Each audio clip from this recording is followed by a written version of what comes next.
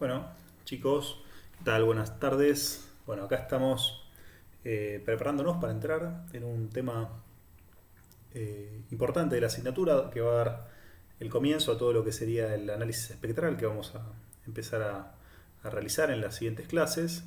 Y no podemos dejar de pasar por la transformada discreta de Fourier, que un poco ya el primer día habíamos empezado a hacer un repasito, ¿sí? Como recordarán, y un poco lo que habíamos visto en aquel repaso, la transformada discreta de Fourier surgía de la doble discretización, tanto en tiempo como en frecuencia.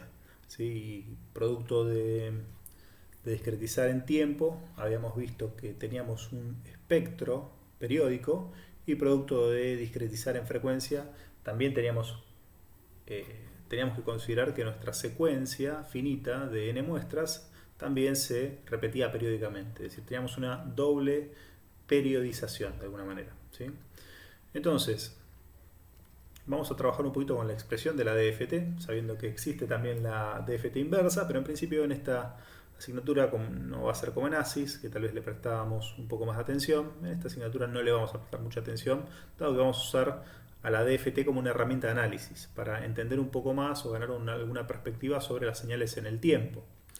Entonces, vamos a, como primeras medidas, vamos a intentar descomponer un poco aquello que habíamos entendido como una proyección, ¿sí? Habíamos entendido que una señal de interés o de análisis, como iba a ser X, la íbamos a proyectar a bases ortonormales, como son las que tenemos ocultas en esta exponencial compleja. Digo ocultas porque, bueno, me imagino que ya a esta altura para nadie es una novedad que yo les diga que esta exponencial compleja en el fondo esconde una parte real cosenoidal y una parte imaginaria senoidal, ¿sí? Ambas con la misma pulsación.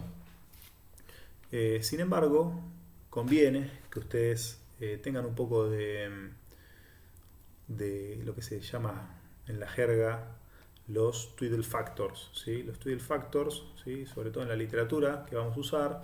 No sé bien cuál es la traducción correcta de Twiddle, ¿sí? Pero por lo general se los considera como los factores o las mariposas, ¿sí? Dado que justamente están muy relacionados con lo que después vamos a señalar como una parte, es decir, las características de estos factores las vamos a estudiar en detalle para la transformada rápida de Fourier, ¿sí? Y justamente la mariposa surge de entender un poco el algoritmo de la transformada rápida de Fourier. Pero en principio, quedémonos como una definición, una parte de la jerga, ¿sí? En los libros de DSP los van a encontrar así, como Twiddle Factors, ¿sí? Básicamente son las bases de la transformada discreta de Fourier. Entonces, básicamente entendemos que vamos a hablar de una proyección. Ahora vamos a tratar de conocer un poco más los Twiddle Factors, a qué hacen referencia. Y para eso, un enfoque que me gusta mucho a mí es el que hace eh, Lyons en su libro, y que justamente se mete a analizar directamente, ¿sí? Es decir, plantea un ejemplo muy sencillito, muy cortito, de pocas muestras, ¿sí? Donde directamente ataca el problema desde lo numérico, ¿sí? Vamos a hacer las cuentitas de cómo, para entender un poco de dónde surgen estas bases senoidales y cosenoidales, y así las entendemos un poco. Entonces, lo primero que hay que ver es qué es este K, ¿no? Que pareciera ser que es lo que vamos a estar parametrizando en esta transparencia, y vamos a variar desde 0 hasta 7, ¿sí? Entonces, fíjense que acá el ejemplo consiste en tomar un buffer muy cortito de 8 muestras, casi tan corto como se pueda, ¿sí? N va a ser igual a 8, ¿sí? Y vamos a analizar esta secuencia, dado que N es igual a 8. Entonces vamos a pensar un poco qué va a ser K. Fíjense que K, en lo que sería la transformada de Fourier, va a ser básicamente nuestro índice de frecuencias. Es decir, si esta es nuestra secuencia transformada, es decir, nuestra X transformada, K va a ser justamente su variable. Es decir, que de alguna manera tiene un correlato con la frecuencia. Y como nosotros ya vimos, ese eje que estaba discretizado, y dado que esto va a tener un correlato con la frecuencia, lo que hay que entender es que si esto va a ser el módulo de X, ¿sí? Y esto termina siendo K, este K necesariamente, dado que va a ser 1, 2, 3, 4, etcétera, dependiendo del n, ¿sí? K, sepan que va a ir desde 0 hasta n a la menos 1, ¿sí? Es decir, que van a ser n valores posibles de K. Va a tener un correlato, ¿sí? Un correlato con la frecuencia, porque justamente cada uno de estos K implícitamente está aludiendo a un múltiplo entero de la resolución espectral, ¿sí? Y recuerden que cuando hablamos de la resolución espectral nosotros hacemos referencia a este cociente entre la frecuencia de muestreo y n, ¿sí? Pero que no es la única forma de entender a este eje, ¿sí? También podemos pensar, dado que esto va a ser, como dijimos antes, un dominio periódico, como el que podemos ver ahí a la derecha, es que justamente ese K aluda a un múltiplo entero de otra forma de pensar esta resolución espectral en términos, si se quiere, normalizados. No sé por qué me escribe el lápiz. Porque está como en una zona borrosa. Acá creo que escribe, sí, ahí escribe bien. Este Fs, que nosotros vimos que justamente era la frecuencia de periodicidad, ¿sí? Recuerden que si nosotros teníamos, cuando hicimos aquellos análisis de una secuencia de espectro pasa abajo, correctamente sampleado, sabíamos que tenía un ancho de banda que estaba, esto es el módulo siempre, esto vendría a ser lo mismo que veníamos hablando de K. Si nosotros ampliamos a Fs, ¿sí? Habíamos dicho que este espectro, que lo tenemos acá y que es par, que no lo graficamos por conveniencia, también lo íbamos a tener replicado, ¿sí? En Fs, ¿sí? Lo vamos a tener replicado en Fs, en 2Fs, etc., ¿sí? Dado que el espectro lo hicimos periódico, ¿ok? Por lo tanto, esto va a ser así hasta el infinito. Luego, si nosotros entendemos un dominio periódico, la mejor forma de entenderlo cuando justamente hacemos análisis matemático, cuando analizamos o intentamos mapear un dominio finito en otro infinito, es a partir de una circunferencia, ¿sí? Y cuando planteamos un dominio periódico, la mejor forma tal vez es pensar en algo que gira, ¿sí? Dado que eso es lo que cuando uno dice periódico se le viene a la mente lo más rápidamente posible. Entonces, si esta es una analogía correcta, también hay que entender que justamente esa periodicidad que nosotros tenemos desde 0 hasta Fs, o desde, si se quiere, desde menos Fs sobre 2 hasta más Fs sobre 2, depende cómo considere mi periodo periódico, donde comience, arbitrariamente donde ponga el inicio. Yo en este caso lo pongo en 0, ¿sí? Pero podemos pensar que acá tenemos un comienzo que está en 0, de la misma forma que llega hasta Fs, en vez de llegar hasta Fs puede llegar hasta 2pi, ¿sí? Para entender justamente el concepto de periodicidad. Dado que acá tengo un claro periodo y después todo esto se repite, lo mismo puedo pensar en que justamente esta K está aludiendo a una resolución espectral pero medida de esta forma, ¿sí? Ojo con esto, porque justamente en los libros que tienen más contenido teórico van a encontrarlo de la forma normalizada, de la forma que ven en azul, ¿sí? No tanto en la que ven en rojo, es el caso del Porat y otros. Pero bueno, entiendan que es lo mismo, porque es un dominio periódico, ¿sí? Bueno, esto es importante tenerlo en cuenta, sobre todo cuando uno va a la bibliografía y cuando empieza a intentar entender y a descifrar esto. Entonces, K va a ser un múltiplo entero, es decir, nos va a servir de índice, nos va a decir en términos concretos en qué frecuencia voy a estar parado de mi ancho de banda digital. Recuerden que justamente, como nosotros no podemos ir, bueno, otra forma también, lógicamente, esto en términos normalizados, si quieren, no es el único tampoco de las formas normalizadas de entender este eje, ¿sí? Hay otras normas de normalización, valga la redundancia si lo quieren. Otra es justamente esta, ¿no? 0n-1, dado que voy a tener n muestras, el K puede directamente ir desde 0 hasta n-1 y puede ser cualquiera de las dos versiones, la que vemos en rojo, es decir, hacer referencia a la norma que vemos en rojo o a la norma que vemos en azul, es decir, da absolutamente igual.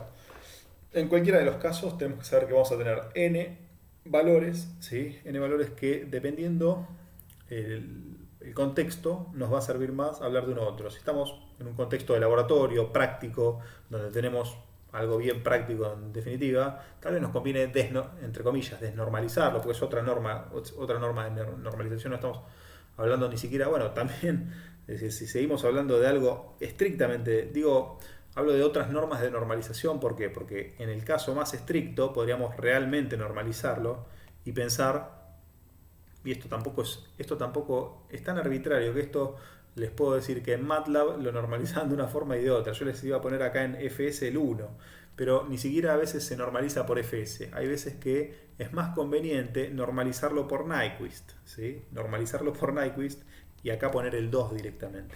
Entonces, muy atento al contexto, ¿sí? Por ejemplo, esta forma de normalizar yo la vi en MATLAB, ¿sí? ¿Sí? Esta es una forma de normalizar en MATLAB. Esta la veo en la bibliografía. En la bibliografía que yo les cito, la he visto. Esta se ve mucho en cuestiones algorítmicas o librerías de DSP, cuando trabaja algún programador, ¿sí?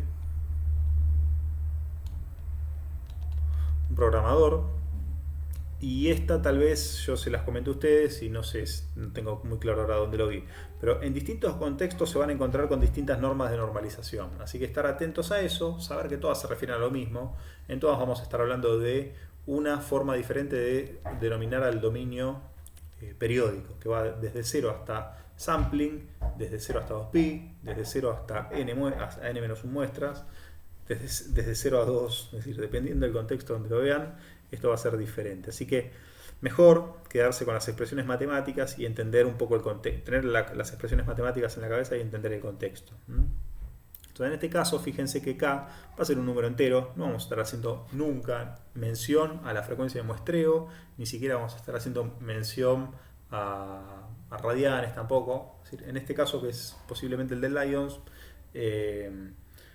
fíjense que no usó esto y conviene aclararlo para saber a qué nos estamos refiriendo. Entonces, por esto que acabamos de decir, entendemos que justamente cuando estamos en K igual a 1, estamos en el primer bin. Bin es otro término, ¿sí? Bin es otro término de la jerga del DSP que es muy usado, y cuando hablamos de bin nos referimos justamente a un valor de K. K1 es un bin, K2 es el bin 2, K3 es el bin 3. ¿Okay? Eso es una forma también de la jerga de denominar al espaciamiento en la DFT o en la FFT. Entonces, de alguna forma, si recorremos este sentido, ¿sí? Estaríamos creciendo en frecuencia, ¿okay? Para que tengan una idea. Entonces, acá estamos en lo que sería DC, ¿sí? Para acá igual a 0, acá estaríamos en Nyquist, ¿sí? Y a partir de acá, como les marco acá, tenemos simetría. Acá me parece que mi hijo quiere ver qué pasa, de qué estamos hablando acá, en su habitación. Entonces tengan esto en cuenta, ¿ok? ¿Qué es lo que estamos haciendo? Entonces, tiremos un poquito del hilo y volvamos a la explicación. Vamos a analizar los Tweedle Factor, ¿sí? Por lo tanto, vamos a ver cómo se comportan esas bases ortonormales a medida que nosotros crecemos en frecuencia, porque justamente esas bases son a donde vamos a proyectar nuestra información. Entonces, mejor entender de qué se trata. Como ya hemos comentado, van a ser senos y cosenos, no tienen forma de ser otra cosa. Entonces, si le damos acá valor 0, vemos que automáticamente el argumento del coseno y del seno se anula. Por lo tanto, es lógico pensar que para el 0, ¿sí? Para la parte imaginaria, vamos a tener un 0 absoluto, ¿sí? Y para la parte real un 1. Es decir, que acá, lógicamente, para cada uno de los valores del Tweedle, vamos a tener 1 más J0, en todo esto. Entonces, básicamente, cuando nosotros estemos calculando la primer componente de una DFT, lo que vamos a estar haciendo, en definitiva, es multiplicar toda esta exponencial, todo este Tweedle factor, ¿sí? W K igual a 0, es decir, W super 0 sub n, ¿sí? Va a ser un 1 para todos los valores de xn. Es decir, que en definitiva, anoto acá, ¿sí? Permítanme hacer una sobreimpresión, la sumatoria para todo n, ¿sí? Desde n igual 0 hasta n menos 1 va a ser de x sub n, ¿ok? Entonces, porque esto va a ser por 1, ¿no? Entonces, esto que tenemos acá va a ser básicamente, no puede ser otra cosa que un producto, es decir, una media, ¿sí? Una media de x, nada más que amplificada n veces, ¿ok? Amplificada n veces. ¿Por qué? Porque es una sumatoria, voy a sumar todos los valores. Es decir, si esto lo escalo por 1 sobre n, Fíjense que esto automáticamente, pongo esto entre azul, para que se entienda que esto no está. Si esto lo escalo 1 sobre n, tengo justamente acá un valor medio, pero no lo tengo. No lo tengo porque la expresión no lo contempla. Entonces fíjense que lógicamente la componente de DC es el valor medio escalado, ¿sí? Es un valor medio fuera de norma. Ahora ya la cosa cambia cuando k es igual a 1. K igual a 1 da lugar a otro tipo de argumento. Ya el argumento no es 0, ¿sí? Pero el argumento va a ser algo, tanto del coseno como del seno, va a ser algo que va a variar, ¿sí? K1, saco el K, algo que va a variar, dado que n va a ir desde 0 hasta n-1, algo que va a recorrer todos los 2pi, todo este argumento. Entonces, básicamente, lo que vemos es que tenemos una senoidal y una cosenoidal que recorren todo el argumento, todo el desenvuelven toda la senoidal y toda la cosenoidal en las n muestras. A medida que voy multiplicando por 2, por 3, por n, lo que voy haciendo es tener cada vez más periodos, ¿sí? Contenidos en las n muestras. Y en definitiva, como ya lo vimos cuando analizamos nuestro generador de senoidales, ¿sí? Fíjense que nuestro generador de senoidales perfectamente puede ser un generador de las bases de esta transformada. Entonces nuestro generador de senoidales básicamente lo que va a estar haciendo acá, en este caso tenía 8 muestras por periodo, en este caso tengo 4 muestras por periodo, 2 muestras por periodo, ¿sí? Finalmente llego a Nyquist, ¿sí? En Nyquist no puede ser de otra forma y tengo que tener 2 muestras por periodo, ¿okay? No tengo más remedio. Esto ya lo habíamos estudiado, ¿sí? Donde justamente tenemos una acá, otra en el cruce por 0, otra en el cruce por 0 para el caso de la senoidal. Y en la cosenoidal fíjense que es como que estoy muestreando los máximos, y voy cambiando desde más 1, menos 1, más 1, menos 1. Bueno, estos son los Tudel factors. Y la característica interesante es que justamente para K5, ¿sí? Vemos que hay una simetría y los valores de K5 son exactamente los mismos valores de K igual a 3. Fíjense, si ven los numeritos, son exactamente los mismos. Por más que no sean las mismas señales que tenemos debajo, son exactamente los mismos. Fíjense que la única diferencia que se puede ver, ¿sí? Es que justamente la parte imaginaria cambia de signo. Es la única diferencia que podemos ver. Pero el resto son exactamente las mismas pulsaciones, ¿okay? La única diferencia que vemos es que la parte imaginaria cambia de signo. La parte imaginaria cambia de signo, lógicamente, porque es un espacio con simetría hermítica, ¿no? Es decir, como ustedes seguramente habrán visto en ASIS, teníamos simetría par para el módulo y teníamos simetría impar para la fase. Bueno, entonces, esto está fenómeno con respecto a las bases, pero esto no es, la DFT no se trata de analizar las bases, sino que se trata de analizar una señal. Entonces vamos concretamente a analizar una señal. Y para analizar una señal vamos a hacer un ejemplito donde vamos a hacer el mismo recorrido, ¿sí? Dado que ya sabemos cómo se comportan las bases y ya sabemos qué nos podemos esperar para el módulo, ¿sí? Dado que justamente lo que cambiaba acá, lo que vimos que había una simetría respecto a Nyquist, lo cual era recontra esperable por todo lo que habíamos visto hasta ahora y todo lo que vieron ustedes en ASIS. Vamos a calcular solamente las desde 0 hasta Nyquist, ¿no? Es decir, desde 0 hasta 4. Más allá de 4 no nos interesa porque ya entendemos que hay simetría. Luego, vamos a ver, para acá igual a 0, vamos a hacer las cuentitas de la sumatoria y vemos que justamente tenemos una senoidal, ¿sí? Que está en contrafase, básicamente. Esta senoidal en rojo, la que estamos analizando, la voy a pintar, ¿sí? La voy a pintar así se entiende bien. Esta es la señal que vamos a analizar, que es justamente una señal, ¿sí? Que tiene periodo igual a K igual a 1, es decir, vendría a ser un periodo coincidente con nuestra fundamental, ¿okay? Así algo bien sencillito. Entonces, como ya habíamos visto, una senoidal a la que le calculamos el valor medio, bueno, va a tener valor medio nulo, ¿sí? Lo cual nos sorprende en principio.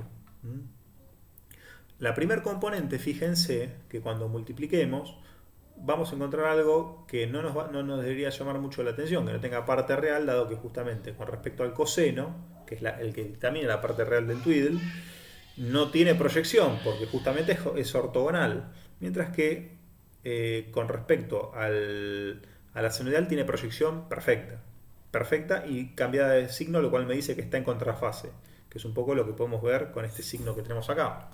Para el resto de las componentes, lógicamente, como ya habíamos analizado en algún momento, dado que justamente son bases ortonormales respecto a sus diferentes armónicos, es decir, todo lo que sea un múltiplo entero de la fundamental es ortogonal, es decir, las bases son ortogonales. Es decir, eso quiere decir que tienen producto interno nulo. En este caso, como es una senoidal de un múltiplo, es decir, coincidente con una de las bases del FFT, es decir, va a tener proyección completa con esa base y va a ser ortogonal a todas las demás, que es un poco lo que estamos viendo acá. Es decir, un poco por los conceptos que ya habíamos analizado, lo podemos interpretar fácilmente estas cuentitas. De cualquier forma están las cuentitas ahí para que las revisen, que es un poco lo lindo que tiene el enfoque del Lyons. Esto es justamente cuando, esto lo podemos pensar como que tenemos una pulsación de nuestra senoidal que es coincidente con el periodo. En este caso, fíjense que estoy poniéndole una pulsación que tiene que ver, que está medida justamente en radianes por segundo. ¿Sí? Me olvido absolutamente de frecuencias medidas en hertz y cosas así. ¿Sí? Estoy asumiendo esa normalización. Ahora fíjense cuando, es decir, recuerden, bueno, por si no se acuerdan, recuerden que justamente nosotros teníamos, es decir, que justamente sea 2pi, lo que implicaba era que nosotros íbamos a tener una pulsación, es decir, una omega, que iba a ser a 1 por 2pi dividido n. ¿Ok? Nosotros cuando teníamos esta pulsación, ¿sí? En definitiva, estamos en el caso de que justamente K es igual a 1. Entonces fíjense que vamos a tener n por 2pi sobre n. Es un poco lo que les estoy diciendo. Esta vendría a ser la pulsación. Y si se fijan acá, es reagrupar un poquito las cuestiones, ¿no? K vendría a ser, cuando yo a una senoidal, no estoy hablando acá del Tweedle, cuando digo voy a sintonizar una senoidal externa, ¿sí? Le voy a ajustar la frecuencia para que coincida con un múltiplo entero de la resolución espectral. Lo que tengo que decir es, bueno, ¿dónde la quiero poner? Bueno, para eso tengo que de alguna forma ir a esta forma de normalizar, ¿sí? Y digo, bueno, la quiero poner en el primer bin. Listo, pongo entonces 1 por 2pi sobre n. Pongo 2 por 2pi sobre n. ¿Ok? Eso es un poquito el criterio. Es decir, que luego cuando paso de 2pi a 1,5 por 2pi, en definitiva lo que estoy haciendo es decir, voy a setear mi senoidal en 1,5 por la resolución espectral. Es decir, ya no es un múltiplo entero. Y como no es un múltiplo entero, atento a lo que dijimos antes. No es un múltiplo entero, por lo tanto, la proyección ya no debería ser perfecta a ninguna de las bases ortonormales de la FFT. Y ese es un poco el mensaje, ¿sí? Fíjense qué interesante. Nosotros, cuando analizamos una función senoidal que tiene esta frecuencia, en 8 muestras, nos encontramos cosas tan llamativas como entender que tiene un valor medio diferente de 0. Cuando sabemos nosotros, obviamente que no tiene un valor medio diferente de 0. ¿Por qué? Porque nosotros, incluso con nuestro generador de senoidales, le podemos ajustar ese valor medio diferente de 0. Pero miren acá, claramente, como se está pasando un poquito de un periodo, es decir, hasta acá, vendría a ser la frecuencia de K igual a 1 por 2pi sobre n. Pero esta tiene un poquito más de frecuencia, por lo tanto va a entrar medio ciclo más. Ya este medio ciclo más que entra es esta área que no se termina de compensar y se termina viendo toda esta área en un valor medio diferente de 0. Lo mismo va a pasar con todas las demás componentes. Todas las demás componentes se van a ver afectadas y todas van a tener un valor diferente de 0, cosa que era algo que nos parecía bastante razonable antes. Es decir, solamente con variar la frecuencia un poquitito fuera del bin, nos encontramos con todo este lío de números. ¿Sí? Entonces yo les pregunto a ustedes, ¿será cierto que nuestra DFT ahora está respondiendo realmente a un espectro? Es decir, yo acá les voy a dejar unas preguntitas que no me había avivado de hacérselas. Entonces, esta es muy sencillita, ¿sí? ¿Cuál sería el espectro? ¿Sí? ¿Cuál sería el espectro de esta DFT justamente con estos valores? Me gustaría que lo vayan pensando para que me lo comenten luego en clase, o si quieren me lo suben me lo ponen en los comentarios o me lo ponen en un comentario en el foro donde ustedes elijan, ¿sí? Estaría bueno que piensen y lo digan, ¿ok? Obviamente el primero que lo hace es el que tiene premio. Y acá un poco lo mismo, me gustaría que me digan no solamente cuál va a ser el espectro en base a estos numeritos que calculamos, ¿sí? Esto, fíjate que le estoy viendo el módulo, sino que aparte me digan si nosotros ponemos una senoidal a analizar. Es decir, no tendríamos que encontrar algo que se parezca a lo que nosotros entendemos como un espectro de una senoidal, es decir, una delta una delta bien clarita, como la llamamos en ASIS, una delta de Kronecker bien clarita, en la frecuencia, en este caso en 1,5 delta F, ¿por qué no estamos viendo eso? Bueno, eso que les estoy preguntando un poco es lo que vamos a responder en los siguientes videos y sobre lo que vamos a discutir. Pero en principio me gustaría que piensen un poquito en estos ejemplos, al menos donde vemos un ejemplo clarísimo, donde estamos en 1 y en 1,5. ¿Qué pasó? Que cambió tanto. Si alguno me pone algún comentario, alguna intuición que tenga de ver estos numeritos y de pensar un poco en este ejemplo y tal vez de programarlo, estaría bueno. Bueno, lo vamos a seguir igual discutiendo en otros videos. Bueno, nos vemos mañana, así que para ir pensando.